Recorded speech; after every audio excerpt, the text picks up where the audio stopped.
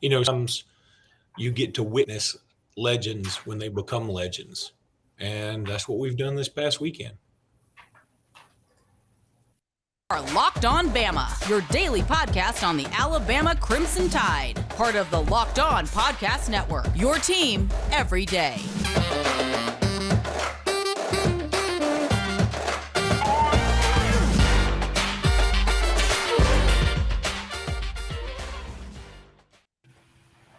Hey, everybody. Welcome back into Locked On Bama. Luke Robinson, that's me. Jimmy Stein, that's him. Jimmy, how are you today? Good. Just trying to get comfortable in this chair and comfortable with signing day. That's not always easy. The whole getting comfortable with signing day thing, that can be a real stretch. Want to thank everybody for making us your first listen. This episode is brought to you by LinkedIn. I'll tell you about LinkedIn in just a bit. Jimmy, there are a lot of ways we could start this podcast. There really are. We could go into recruiting. Proctor was here. We could talk about basketball with Gonzaga. We could talk about recruiting with Rusaw and Smith and the Carver kids and Damari Brown. But man, I feel like we got to give the kudos and the accolades and the bow downs to not just Young and Will Anderson, but really every draft eligible kid that we assume will be declaring for the NFL draft. Alabama's got no opt-outs for the Sugar Bowl. Mea culpa. I was wrong. I was wrong as, you're right as rain, so I was wrong as humidity. I don't know how that goes, but I was 100% sure that Bryce Young and Will Anderson, Jordan Battle, Brian Branch, probably Byron Young, guys like that would sit this out. 100% sure. It didn't even dawn on me that they'd play. Now Byron Young, maybe Jordan Battle because he's slipped out of the first round by most mocks, maybe. But I thought the guys that have been in first round projections are Jahmyr Gibbs, Branch, obviously Young, and Will Anderson, who a lot of mocks have been going 1 and 2. They've decided they're going to play. And look, here's the thing: I want people to understand how incredible this is and how committed to the university they are and committed to their teammates they are. This isn't normal, people. This is not normal. This is crazy love for your university and for college football in general. And this is not going to be the norm. I know in the past it was the norm. Like in the past, it wasn't even heard of. But we've gone past that now. We've come to an age where business-wise, it makes practically zero sense to do this. So when you're already the number one pick and you're going to play in a bowl game that frankly has no bearing on much of anything in the grand scheme, and you decide to play, you have just elevated yourself into a new stratosphere of legendariness that we can't even compute. It is it's just amazing. He is the Pied Piper for this too, because if he sits out, I'm sure a lot of these other dudes sit out. But see, if Bryce plays and then you don't play, whoever you are, I'm not going to even name a name because I don't want him to put that into the universe. But if Bryce plays and then some other dude doesn't play that could play because they want to opt out, not only is Bryce still a legend, you get dropped down a peg. Wherever you were on the totem pole, you get dropped down. So he's the Pied Piper for this thing.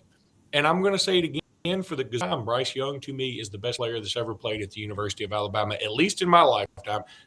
Some people can say Leroy Jordan or John Hanna or something like that, or, whatever. I'm going Bryce Young all day, every day. Yeah, this just adds to the legend that is Bryce and Will. And let's not give Will a short shrift here. He's projected to be quite possibly the first defensive player taken in the draft, risking a lot for Alabama, risking a lot for his teammates. Bryce, obviously the same. I think it sets a precedent even beyond Alabama. How can other kids opt out when the presumed first pick does not? I think that's an incredible message. I wonder the cynical side of me, and I'm not cynical as it relates to Bryce and Will. I think we know those kids well, but I can't help but wonder, Luke, I would love to see some overall numbers if fewer players across the nation opted out this season as opposed to previous seasons. And if it's true across the nation, I think I would point to NIL as the reason why the players are actually paid now. Almost all of them are making some level of money. Maybe some of them feel obligated. Maybe some of them are contractually obligated to play in the game. I think we shouldn't overlook that aspect. NIL is the dominating story on signing day. It's still the dominating story, the transfer portal. It should be, of course, the dominating story as it relates to roster and roster retention. So maybe NIL had some to do with it, particularly, like I said, if there's proof that numbers are down nationally. If numbers are not down nationally, then more credit is due to Bryce and Will than we even realize. But wow, changes the outlook of the Sugar Bowl, proves the Alabama culture is alive and well. And hey, this is going to be my theme. I'm going to drive you guys crazy with this, but I love coming up with something a little bit of a different slant. But let's win this game, and then let's go buy some T-shirts that say Alabama Big 12 champions. I like. Dang it! I'm muted. I'm muted, and I just switched it back. I did everything. I didn't know you were going to end on such a killer joke. It was such a good line. It was a drop. It was a drop the mic moment. Although if I drop this mic, the whole laptop's crashing on the ground. So better not. Well, not only that, there's nothing worse than when you, and I've done this before, with not even a mute button involved. When you tell a joke, you think it's good, and like you have nothing. Welcome to my Twitter. That's the frustrating part. I'll tweet some jokes and laugh at myself for 5 minutes and just stare, waiting for the likes that never come. And I'm like, is this thing on? I mean, and what's funny is like in your head, it's so awesome. You're like, I can't wait to spit this out. I'm spitting fire right now. And then you realize, some of the things that I absolutely thought were my best jokes on Twitter that I think this is going to slay. It gets nothing. And then other things I do just off the top of my head that I can't even believe that I wrote because that isn't much. And then it gets a bunch of likes. And you never know. Obviously be a terrible comedian for 100 reasons. But number one being, I have no idea what other people think is funny. I mean, I did hear something the other day from a comedian, and I love this, and I kind of wanted to steal it and use it in another scenario, but I'm not gonna because I don't believe in plagiarism much. But a comedian said that pets are just wild animals with Stockholm syndrome. That's a brilliant observation. That is a brilliant observation. Stealing that. Because he said, because you have to beg them to come back inside usually. And then pretty soon, like they can't live without you. And you're like, every instinct in them is, and you have conditioned them not to do this. But anyway, okay. Jim, I need to tell everybody about LinkedIn. These days, every new potential hire can feel like a high stakes wager for your small business. You want to be 100% certain that you have access to the best qualified candidates available. That's why LinkedIn Jobs. LinkedIn Jobs helps you find the right people for your team faster and for free. We use them here at Robinson Iron. We've used them over at Satterfield, used them everywhere. LinkedIn Jobs is a great place to try and find you some new prospective employees. Shoot, we need a LinkedIn Jobs for the transfer portal. Frankly, how much help would that be? Simple tools like screening questions make it easy to focus on candidates with just the right skills and experience so you can quickly prioritize who you'd like to interview and hire. LinkedIn Jobs helps you find the qualified candidates you want to talk to and helps you do it faster.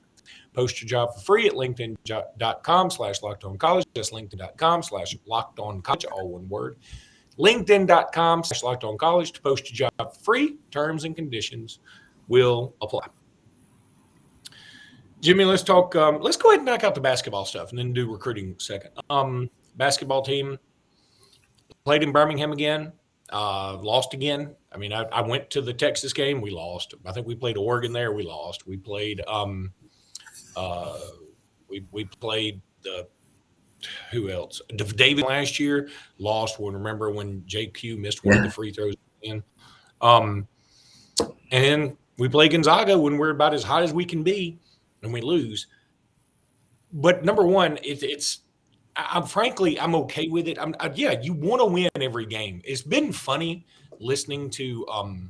I've had a lot of Auburn fans have been saying, this Alabama team's peaking too early. That's why they're not going to be good later. I'm thinking, should we losing? I mean, would that help us if we were Didn't losing? Auburn do that? Didn't Auburn Yeah. do that last year?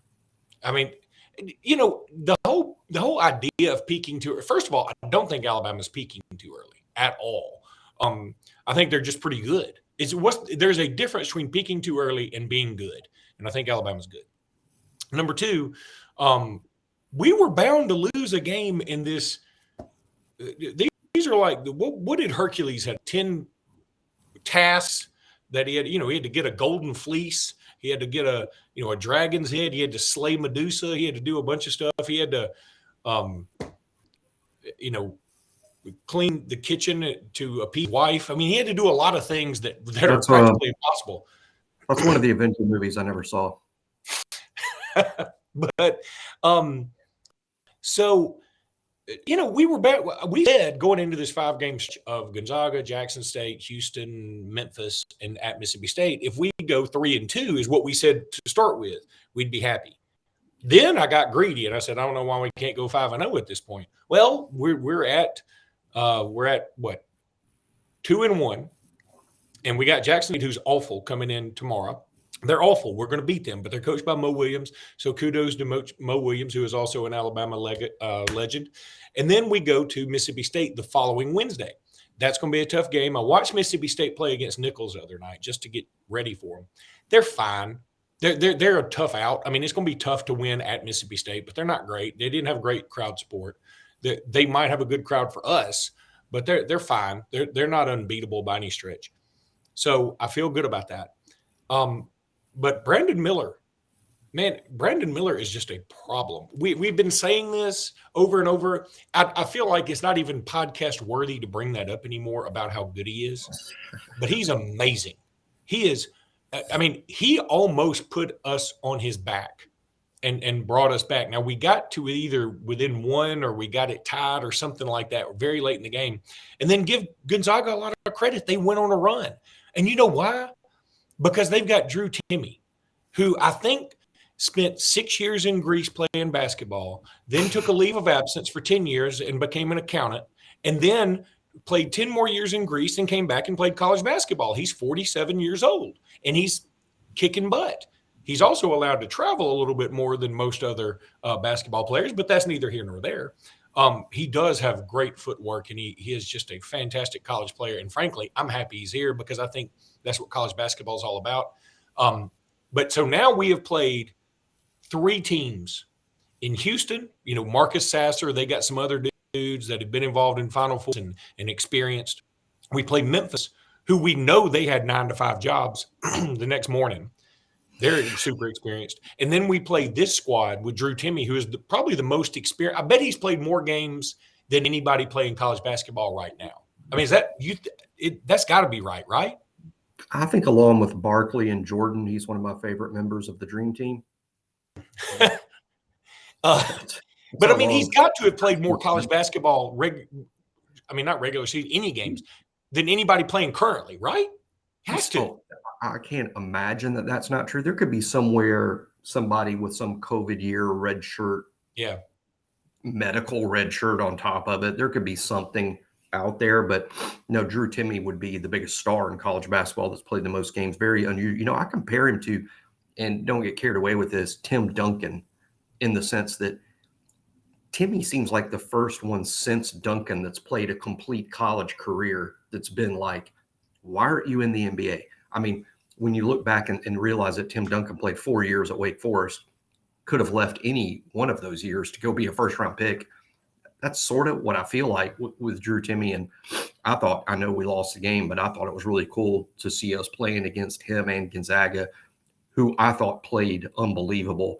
And it's probably the least upset I've ever been about an Alabama loss in football or basketball ever, because I felt like, Luke, I know we can do more on defense. I know we can play harder. I know that maybe hard hat wise, that wasn't our best performance hard hat wise, but I didn't feel we played poorly at all. I thought we actually played well. If you'd have told me before the game we were going to score 90, I would have guaranteed you we were going to win the game. I just think it was one of those days for Gonzaga where one of the very best teams in the country played their A game. And we just didn't have enough that particular day, that particular game. I think if we played them 10 times, there would be a different outcome some of the time, not all the time. I think we'd be lucky to go 5-5 if we played them. But we're talking about a team, Luke, that is extremely capable of not getting to the Final Four, but getting to the Final Four and winning. This is a national championship caliber team that played its A game. I was just like thrilled to watch it. And the Drew Timme versus Brandon Miller matchup is something that we're going to be talking about all season long. That's a regular season matchup that will live all the way to March. Yeah, I mean, Brandon Miller scores a career high 30 points. I said at the beginning of the season he's going to have 4 or 5 games of 30 points this year. And, I mean, there's one. Gonzaga shot 57 freaking percent. Now, yeah, you can say blame that on our defense or whatever, but I'm sorry as I'm getting a phone call. But just talk about 57%. Hey, what I want to talk about is Brandon Miller, actually, because I'm not done. I'm not done with him, and I know that there's so little we can say about Brandon that hasn't been said already. But some of our other really high draft picks, I'll compare him to Antonio McDyess. McDyess was the number 2 pick in the draft, I think, number 2 or number 3, but I think number 2. McDyess in his time at Alabama was like all potential. It was like, this guy one day is going to be unreal. And then at the very end of, I think, his sophomore year, at the very end of it, he went from potential to player overnight, almost in the postseason of his second season. And we saw, wow, we knew this was coming. We knew this day would arrive. It did arrive. Boom, overnight. He might have been one of the top 2 or 3 players in all of college basketball, and then was the number 2 pick in the draft. But we only saw that level of production for maybe 6 or 8 games or less in his career, because up until that point, it had just been gross athletic potential. Brandon Miller showed up the best player in this league. I talked about in the preseason, I said, that's the challenge. Brandon, don't show us that you're potentially one day going to be the best. Are you the best player in this league right now, this season? And he is, Luke. He is the most complete, polished star that's ever shown up here. The only one that I can remember that compares is Colin Sexton, who I think showed up a great player in a lottery pick, and he was our best player and maybe one of the best players in the SEC day one. Brandon Miller's all that and 6'9", and he can play all 5 positions in college. I don't know what positions he can play in the NBA, probably the 1, 2, or the 3, but in college basketball, he can play 1 through 5 and do it all well and play defense. I just think it's unbelievable what Brandon Miller's showing us.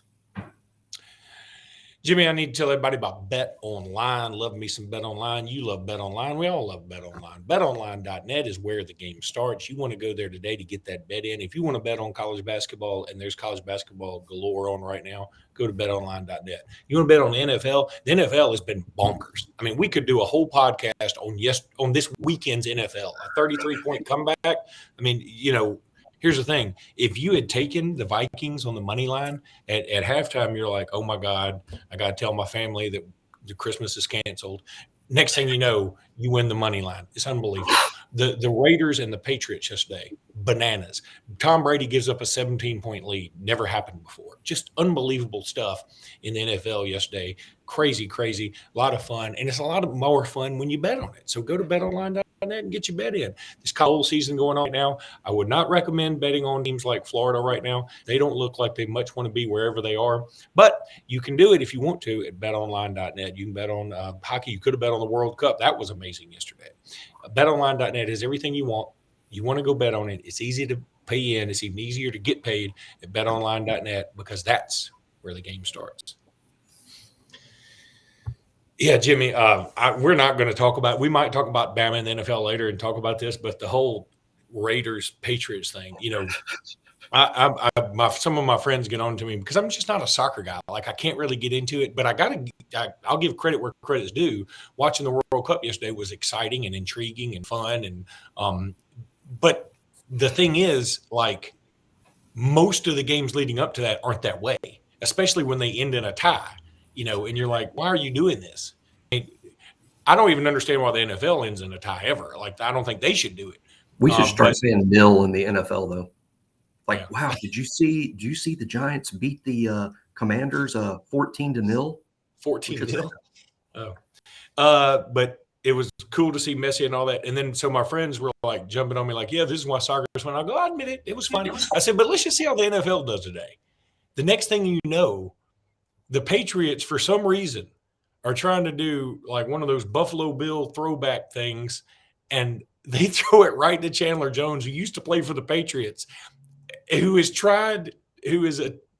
Mac Jones attempts to make a tackle on in maybe the worst effort of a tackle ever. It was like, I'm obligated by crack to try and tackle this man, but I'm not going to tackle this man. And then we're returning it for a touchdown. I mean, it's I don't know that we've ever seen a play like that in NFL history. And I'll top it off with a 33-point comeback. And the quarterback for the team that lost is the same quarterback that lost the biggest comeback in Super Bowl history in Matt Ryan. That's bonkers. But anyway, let's talk a little recruiting. Kadyn Proctor was at the University of Alabama this past weekend. He was hanging out with Tyler Booker and some other dudes, and looked like he was having fun. Crystal balls are rolling in for him. You got to feel good. Raymond Paludio has decommitted from Alabama. I'm not going to – hey, I don't think it's a loss, but I wish him well. I thought it was sort of a mystery pickup to begin with. But I just think that this is one of those mutual parting of the ways that everybody's kind of cool with. Another friend of ours on a text chain brought up, hey, look, even if we get Proctor, don't we need some more offensive linemen? And let's assume we get Proctor. I'm going to answer that with a definitive yes. Maybe we go into the transfer portal. That's probably something to explore in a later podcast, because my bet is the transfer portal gets a little larger once all these bowl games are done. And then, some offensive linemen are probably playing in their bowl game. Then like, yeah, I'm going to play in this and I'm going to transfer. That's fine. So let's see what happened there. But the story of the weekend definitely is Kadyn Proctor. Yeah, the Proctor, no hard news just yet. But to me, it's not just that at Bama Insider, we've got a lot of good lines in the water as it relates to Proctor. I think we've really been on top of that from the beginning. I think our subscribers knew sort of all along that we were really in this and that this could happen. And now it appears to be happening. I know that we're confident at Bama Insider that Proctor could sign with Alabama on signing day. Nothing is locked. Nothing is certain. He's getting a lot of home state pressure, of course. Iowa's his childhood favorite team. It's the local team. Everyone he knows is an Iowa fan. He's committed to them. It's going to be a difficult thing for him, but it appears that we believe that Proctor wants to go to Alabama, and his parents are fine with that. So Iowa mods, Iowa moderators, Iowa people have been crystal balling him to Alabama. So I think they see the writing on the wall. Wow, what an unbelievable pickup. He could be the type of freshman, even as an offensive lineman, that steps in and starts right away, which would be great.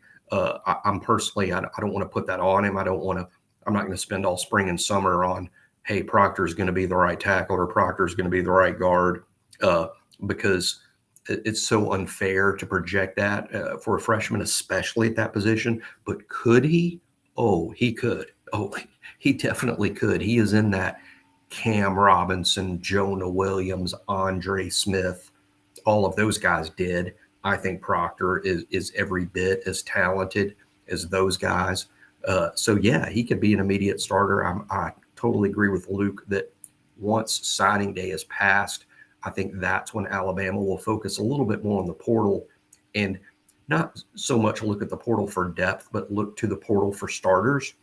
Where does Alabama need a starter?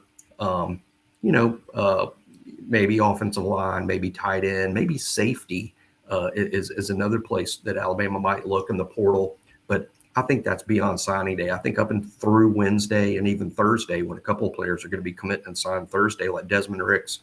I think our focus, Luke, and by ours, I mean Locked On Bama, Bama Insider. I think the focus here for us and for the University of Alabama is on signing day. Once you get past signing day, I think then it's time to, okay, where do we have holes to fill, especially insofar as the starting lineup? Yeah, we're going to talk some more Clay Rusaw and James Smith and Damari Brown, who ESPN projects to go to Miami at this point. I think most of us think he'll end up at Alabama, but we'll see. I mean, they admit it's close, but Miami's had a lot of nice recruiting wins, so who knows? Well, that's going to do it for this pod, everybody. We will be on top of all recruiting news as it comes. Jimmy and I are going to cut another podcast this afternoon. That'll be out first thing tomorrow. But, yeah, we're going to be all over this recruiting stuff. Can't wait. This is our favorite time of year. We get sad when it's signing day passes. I can tell you that's just how Jimmy and I operate. But until then, sad. Roll Tide, everybody. We operate sad. Roll Tide. Roll Tide.